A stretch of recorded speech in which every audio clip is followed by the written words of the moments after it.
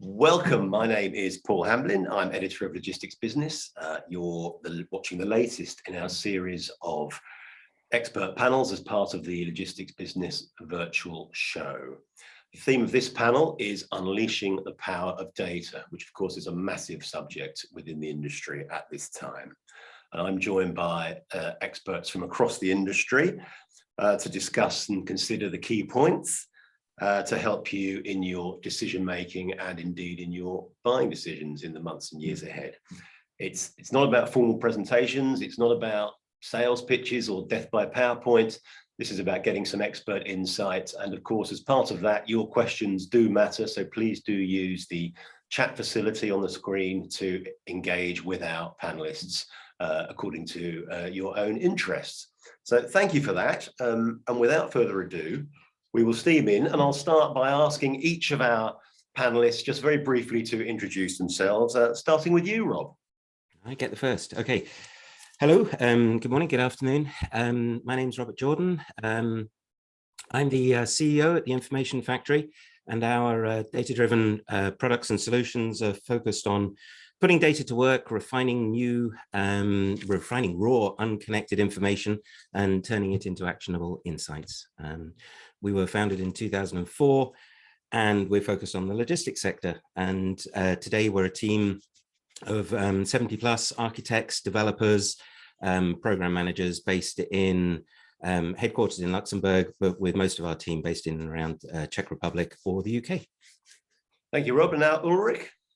Yeah, hi, my name is Ulrik Topp. I'm a Danish national, worked in the transportation industry. I think I was born into it.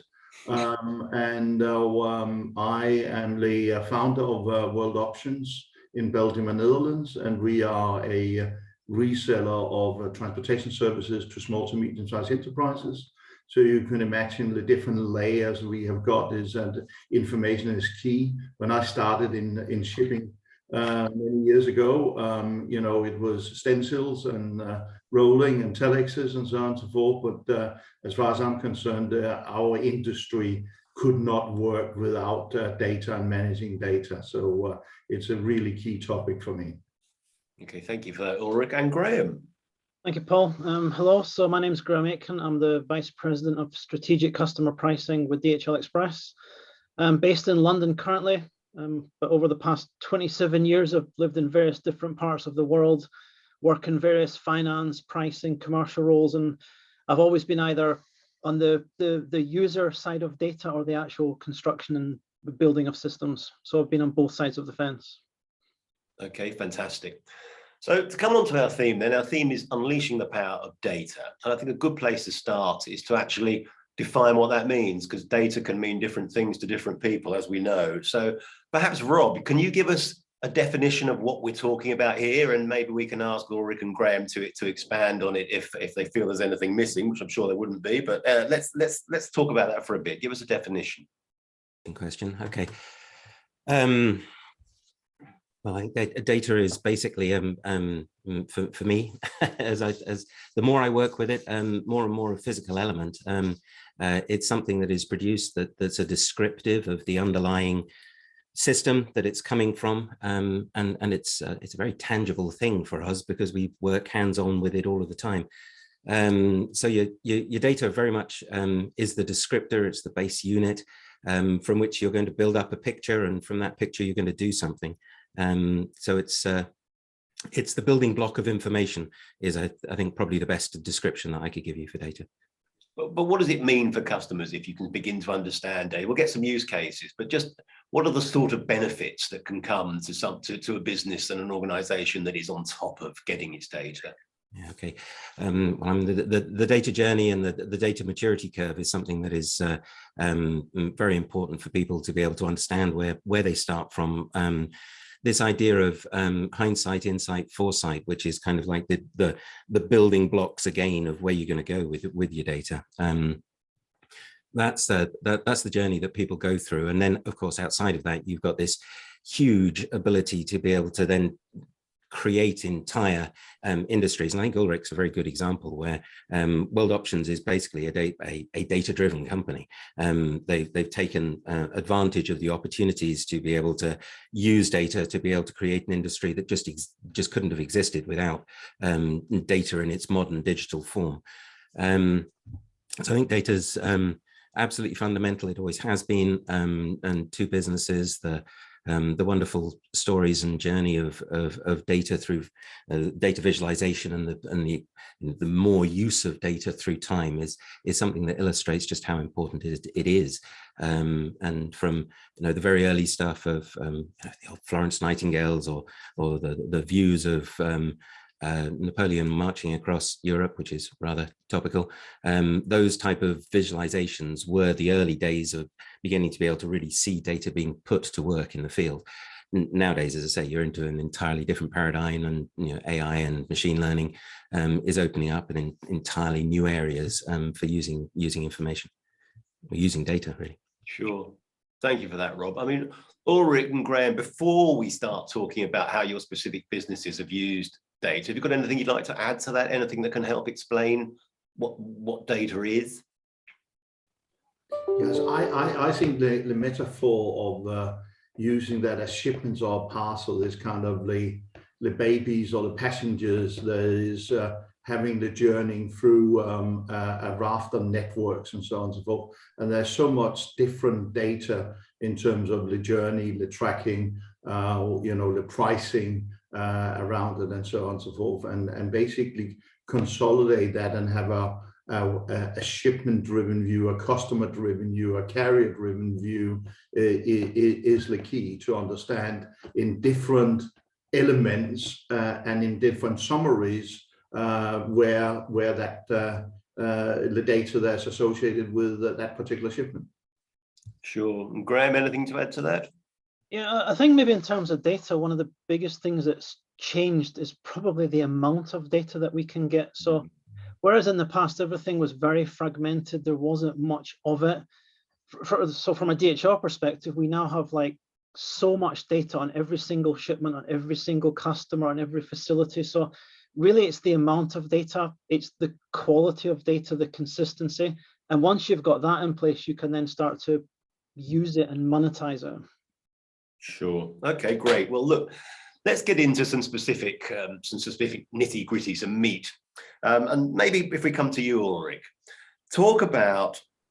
let's talk about how you've used in World Options, what you've done to develop your data journey, what challenges you were looking to address, and how you've dealt with them. So kind of our first starting point was, of course, to that even though we are very much a face-to-face organization that want to sell to the medium-sized enterprises, that is in our mind a little bit ignored by the big carriers that are focusing on the bigger customers, then our interaction and our ability to have a lean and mean organization is all driven by that we have a shipping portal and we are capturing the data, we are storing the data that is reused on an ongoing basis. But I think the major shift we recently have done is that Rob and his team have taken us into the business intelligence area, which really have helped us in an enormous way of managing the different consistencies. Because as Graeme said, there are so much data. So, you're ending up spending, 90% of your time correlating data and then 5% of being intelligent about it.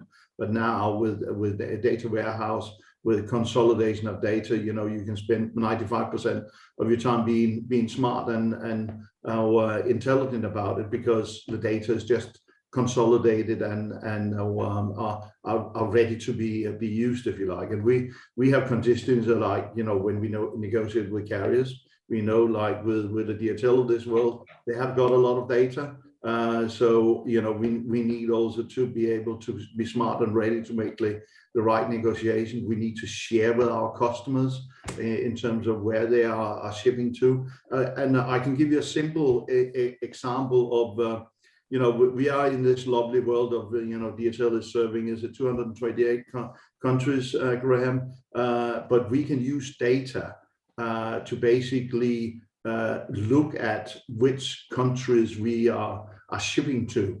And why is that important? It's important because our customer support people needs to be professionals and know and understand certain markets, if you like. And when it's SMEs, we probably all know they're shipping to neighboring markets. So we can basically rank down on, out of the 228 countries, if we know very well about 10, 15 countries and can really serve our customers there, then we are good to go, so to speak.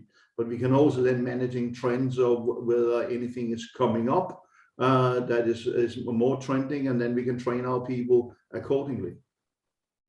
Right, and of course, I think it's fair to say, isn't it, that all business decisions ultimately come down to, is it going to make our business more efficient, faster, cheaper? That's normally what the CFO wants to know.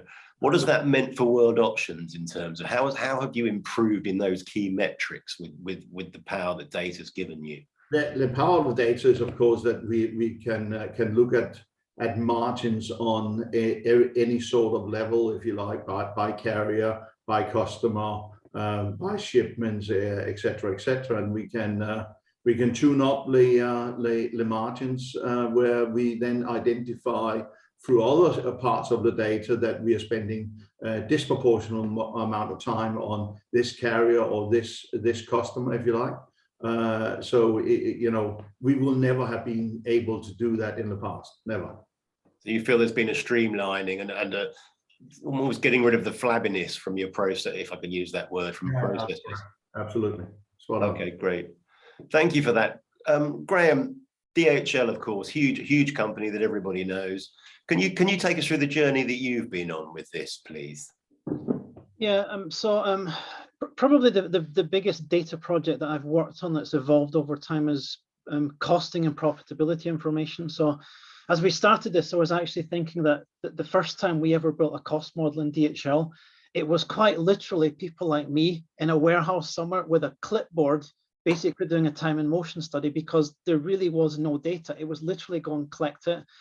And to be honest, if you collect it on a clipboard, it's not particularly accurate. You're going to get people's opinions. So the journey we've been on for the past 15 or so years is to completely automate all of our cost and profitability. So as I said, we've got a lot more data than we used to.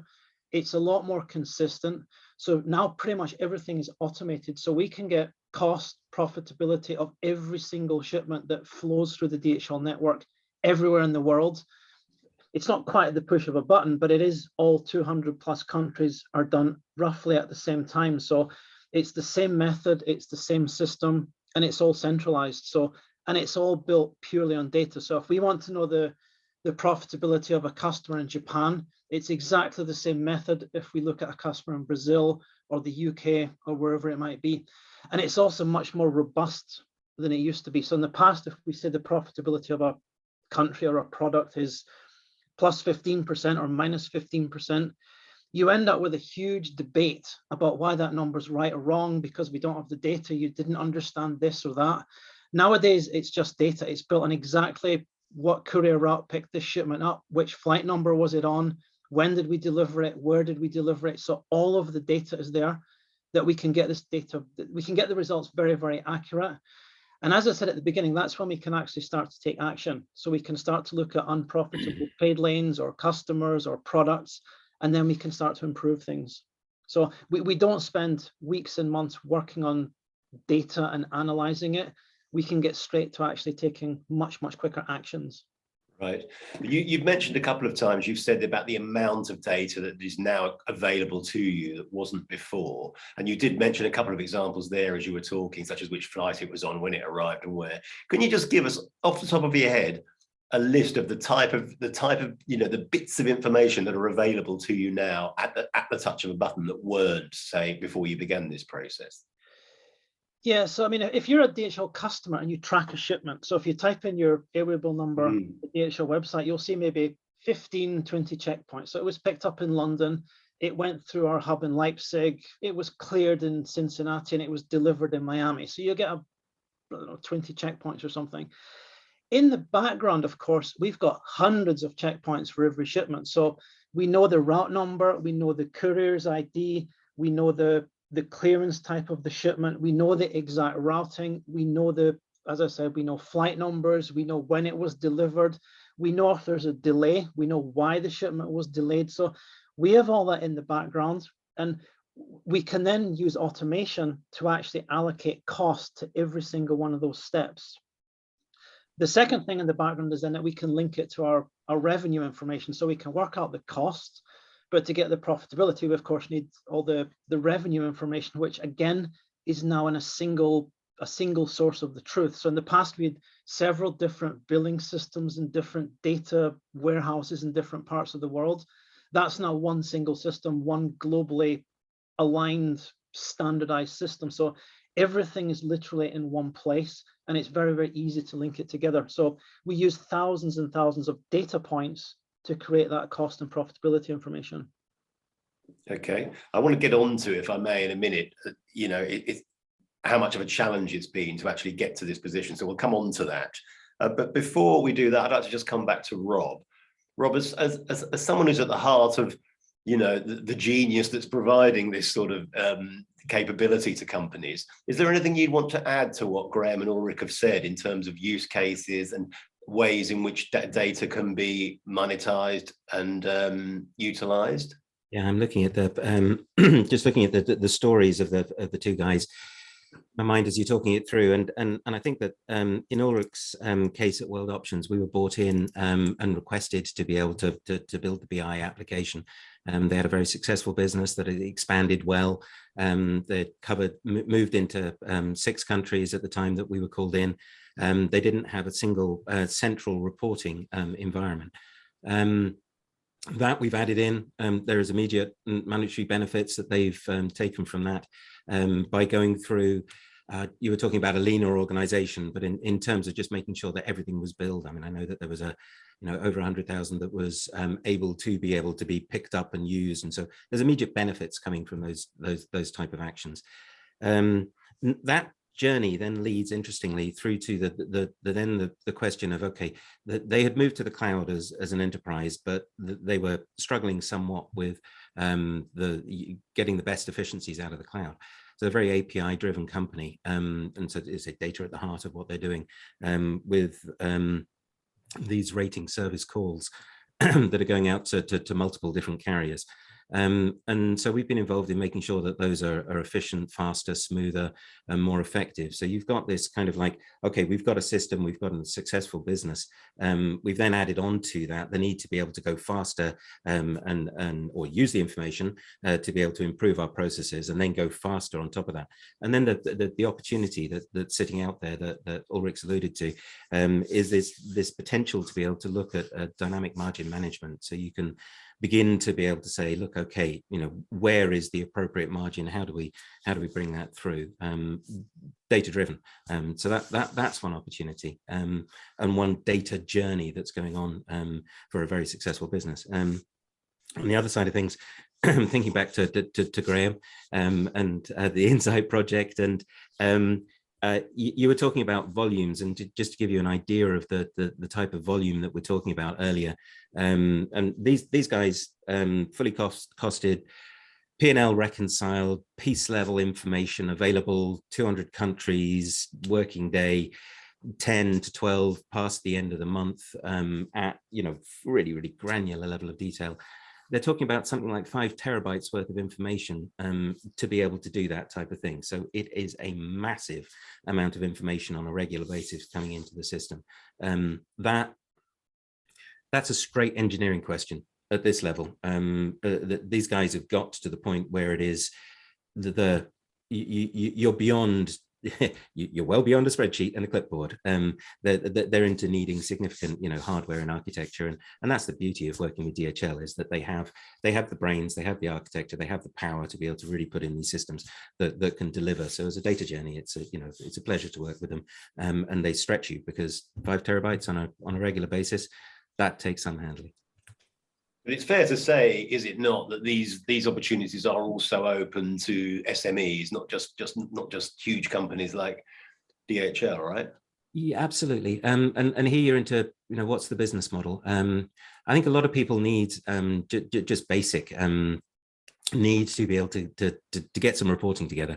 As I say, this idea of improving the business by looking at the data, to be able to improve the way that your business works. I mean, you have the information, it's how do you get to it? A lot of people spend an awful lot of time just fiddling with the spreadsheet and frustrated, dealing with 1 or 2 systems that they want to be able to connect together.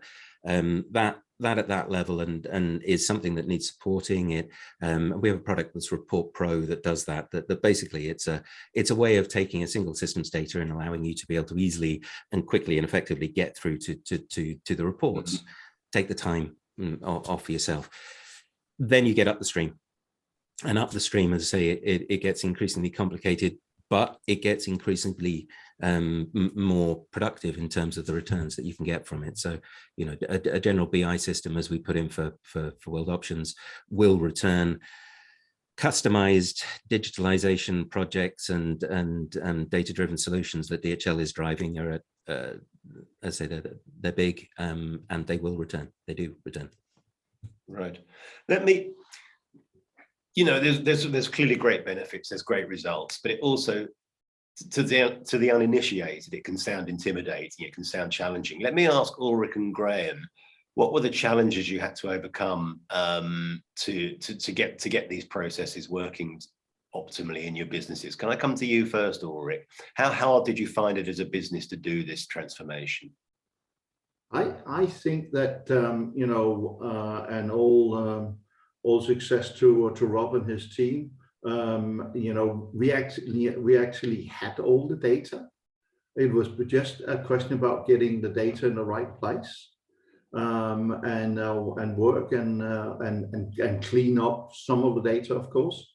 But I think it was a quite reasonable, smooth transition. It was more about getting everyone on board. So it was more an internal orchestration that everyone was on board in understanding why to do this. But then it was a very, very smooth journey, I would have to say. And I agree with you that it applies for all type of sizes of companies, and now it also do apply for SMEs. I would, in comparison with DHL, I would take ourselves as a little bit of as an SME in that context. But I don't think you are outgrowing a spreadsheet type approach fairly quickly. And the more you really then from the outset is investing in getting yourself organized for the future, the better. But I think it's a pretty, and particularly in the beginning where it's small, it is probably even easier than to streamline and getting in the right way, if you like. And our logistic industry is, I think in general, is quite rich about data, but also most carriers and most companies are able to provide data, and then you can easily reuse those data instead of rekeying or putting into spreadsheets and whatever have you. Graeme, can I ask you that question about the challenges of implementation for DHL?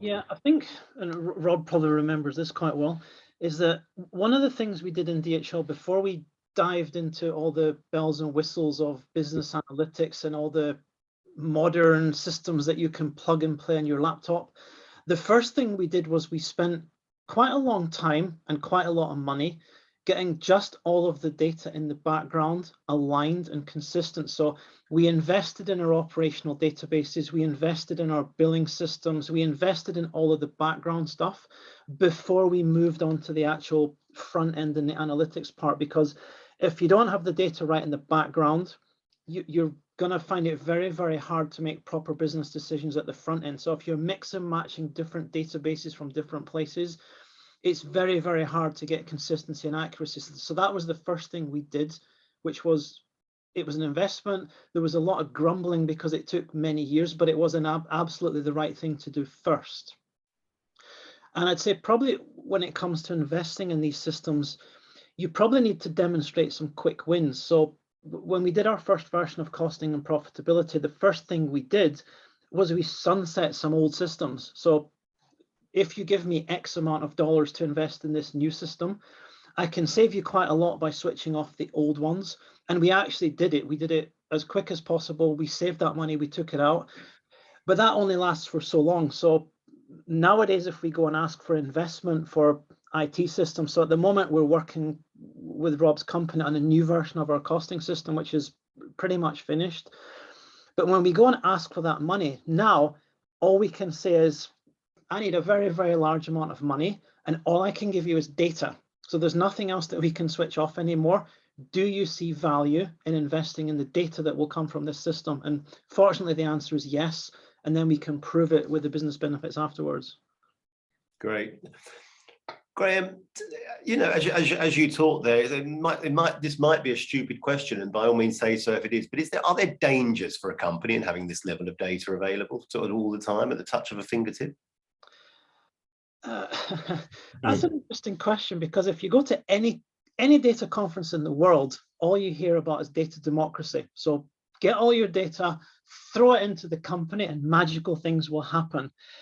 In my particular part of the company, where we have cost, profitability, that sort of information, so we know the profitability of every customer, every shipment, every country, and so on.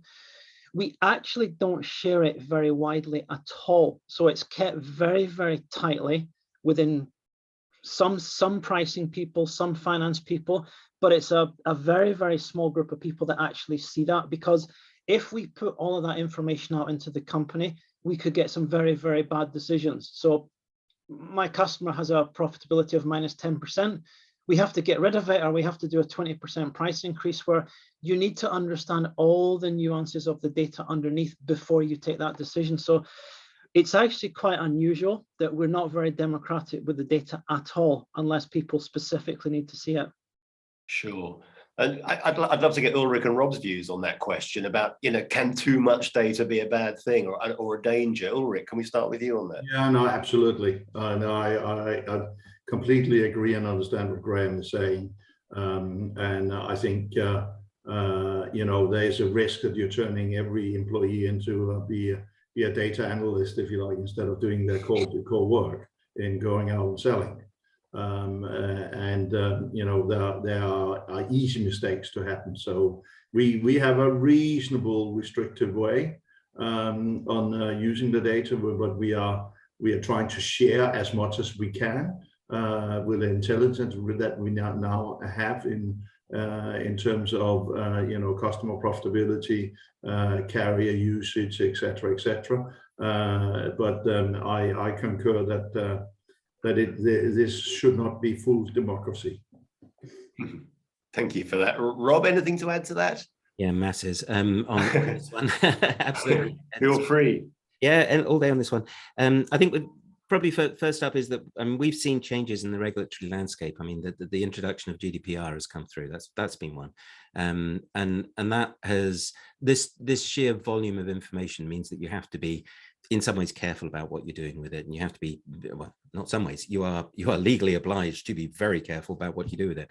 And then you've got so that's that sensitivity at the data level about what you hold, how you hold it, what's available to people out there. And there's a lot of work that goes on at the moment with the companies that we provide or service, who are making sure that that is in place. So GDPR is taken and is seriously seen, and we are making sure that, say, that fields of names and things like that are blanked out before they're provided to people and that type of thing. So all of that is ongoing. So that's this change in the regulatory landscape, and it's really, it's there, and that's come through. So that's one side of things. As the volume of data goes up, security then becomes another one. That again is something that's come to the forefront in the last. It's always been there, but it's really arrived home in the last 5 years, that people want to be able to make sure that their data is secured, that you have got significant layers of security over above anything that is sensitive, to be able to make sure that it's held and it's held properly. So that's the other side of things, dealing with this sheer volume of the data, and then what you do with it. And just to echo back what the guys have been saying, I mean, the customers very clearly saying to it, we want salespeople selling. You can flood a salesperson with a view of 1,000 different dimensions of what their customer is doing, but what should they do about it? We've seen some very interesting decisions where, for example, at the top end at the moment, that's the top end of the digital or the data tree, the analytical area, people are getting into difficulties with what to do with some of the outputs of what they are capable of producing. So you get a customer churn metric, and it comes up with propensity to churn at this point, and what do you do with a propensity to churn? What's the action that a salesperson should take with that? And so there's some genuine debate about just exactly how much do you give that to a salesperson. 0.7 is their propensity to churn. So what action should the salesperson take? That's needing people to be able to take that decision about, okay, how do you translate information into actions and actionable information, and that's a big debate at the moment. So yeah, volume of data it cuts both ways.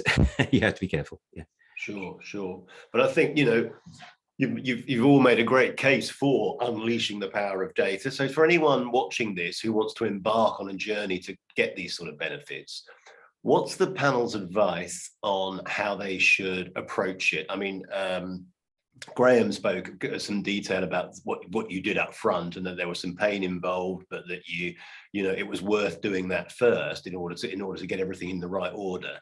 Let's just sort of get an empirical view. What should you do and not do to get this right? In fact, shall I start with you on that one, Graeme? Okay, yeah. So I was actually thinking before this about things we'd done right and wrong. And I used to, when I lived in Germany, I had a huge poster in my office which said detail is not the same as accuracy. So when you start on one of these projects, you can get absolutely sucked into the detail. So we're going to build the perfect system. It's not going to be 5 terabytes. It's going to be 15 because we've got so much complicated data algorithms. It has to be the perfect system. If you take that path, you might never finish. So yeah, detail is great, but just putting in more detail doesn't necessarily make it more accurate. And one other thing I would maybe mention is that right from the beginning and still today, we've always had board sponsorship of whatever we're working on. So cost models, any project, any yield project, it's always had someone on the board who supports it, who sponsors it. Then you can, you've got the support from the top of the company to actually get the money to do it. And then you've got the support to maybe take some difficult decisions afterwards. So if we say one of our biggest customers is actually really unprofitable, we have to make a decision here. This will end up at the board. They need to trust your data and they need to trust your recommendation. So it's really about the balance between too much detail and getting the accuracy correct, I would say. Thank you for that. And Ulrik, what would you say on that area? Yeah, I think Graeme is spot on. It's about having a reasonable accuracy of your data and clean your data. But I think the key one was the last one Graeme came with, and that is the top-down approach. If the top is not bought into that this is the new way of doing business, you will go nowhere. So they need to be on board. They need to be some of the core users, so to speak, or be associated with some core usage, and you need to really understand, their expectation. What is it that they want to get out of the mystery of the pile of all that data? in a very comprehensive and actionable way. What is it they want to see? Sure. Is there anything you would have done differently, Ulrik, looking back now, knowing what you know now? I would say that we would probably have done it earlier. We have the advantage of having newer systems, so we didn't have the legacy issue of cleaning up data than like Graeme had. So I think we should just have done it earlier. That's my key learning. Okay, Graeme, did you have anything there where you'd say in hindsight we could have done this? One thing we've learned, and again, it's something I think we continue working with the Information Factory, is the sort of agile approach. So again, it's not a 2-year project before you see any results. It's okay, Rob can add the technical terms, but I think it's the sprint is the word. So you do small leaps forward and you get some results. So you do something, you prove a result, you move on to the next step. And it's all very agile. And whoever's building this system for you needs to understand your business. So you don't want external consultants coming in with a high level approach and will sell you this amazing system. You actually need people helping you with the development who understand your business.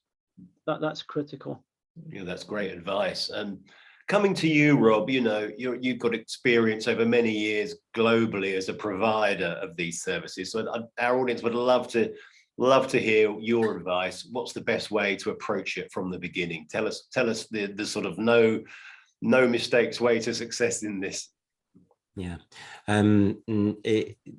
Everything that guys have said makes a lot of sense. The gentleman said, the modern program management and delivery methodologies of Agile help you to be able to get these incremental steps so that you can get returns that people are able to see quickly and to be able to appreciate, and then to be able to keep that momentum. So everything that's good management is very, very useful in making sure that you can keep going. And if you've got those little steps, it is, I think you have to go into this understanding that everybody is at a different level of maturity, but everybody can be able to get something out from taking the next steps, doing something. There is always something more that you can do in the data world. Nobody is fully using it perfectly. And even those people with, a fully digital business case will still be working hard on making sure that the data consistency, the speed, the coherence of it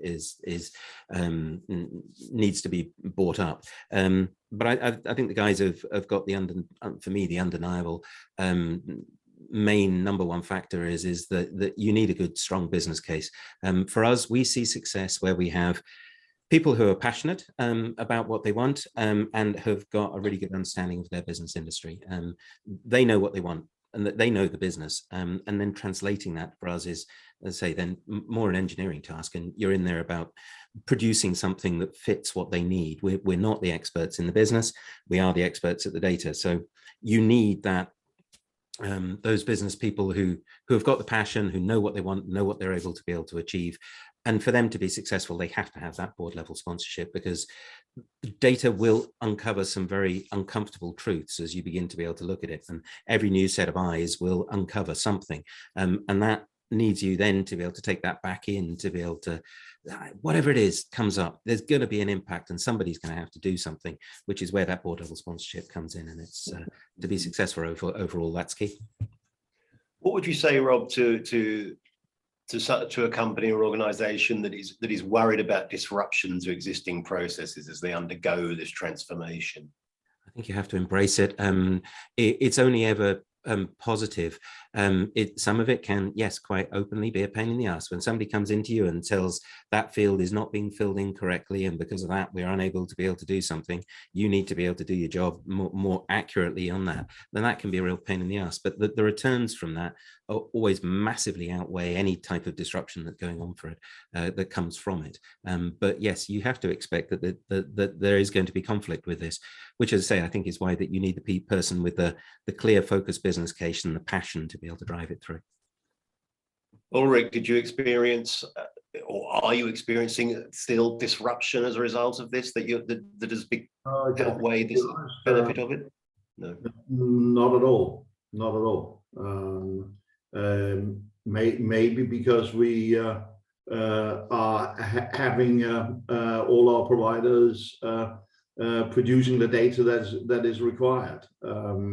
There are always some anomalies, and that's where you need to understand the results of your queries, but also what's behind it, if you like. We luckily is a small organization, so very little disruption, to be honest, in terms of it. It's only good stuff has come out of it, in my mind, and I would sincerely recommend everyone to do something about how they can view their data and use the power of the data to make the right business decision for them. Thank you for that. Graeme, anything on disruption? Yeah, I think I agree with Ulrik as well. I mean, I think in DHL we're a bit past the stage where disruption is seen as something bad. It's seen as something positive. So yes, we keep coming out with new systems. I mean, I'm just being migrated to Office 365, which is a complete pain, but it's progress, it's positive disruption, and it's a micro example. But in terms of large data projects, it really depends on how you sell it. So we're making this change. This is the new analytics. From my side, this is our new costing profitability system, and this is how it will help you. So yes, as Ulrik said, you can still find issues in your data which you have to fix, but the big picture, it's all about progress. Fantastic. Well, look, we're pretty much at the end of our time, so I'm grateful to you for your insight, but I've got to get one sort of final answer, certainly from Ulrik and Graeme. What's on your wish list? What do you want to have next that data can provide for you? Starting with you, Graeme.